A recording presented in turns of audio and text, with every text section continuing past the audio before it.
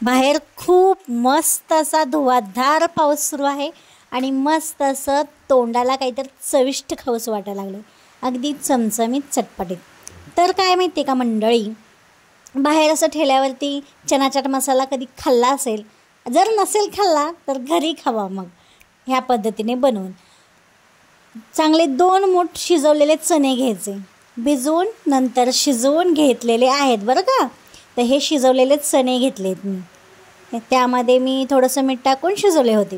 त्याचबरोबर मी यामध्ये बारीक चिरलेला कांदा, बारीक चिरलेला टोमॅटो आणि त्याचबरोबर चवीनुसार मीठ आणि थोडंसं तिखट घालून घ्यायचं आहे, म्हणजेच अर्धा चमचा तिखट घालून घेणार आहे.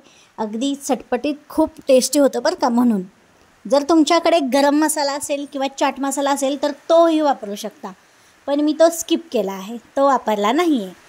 त्याचबरोबर आपण आता ह्यामध्ये मस्त असं लिंबू पिळून घेऊया आणि वरून थोडीशी कोथिंबीर घालूया.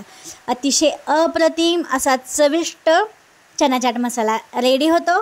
मस्त बनवा आणि फस्त करा. व्हिडिओ आवडला असेल तर एक लाईक जरूर करा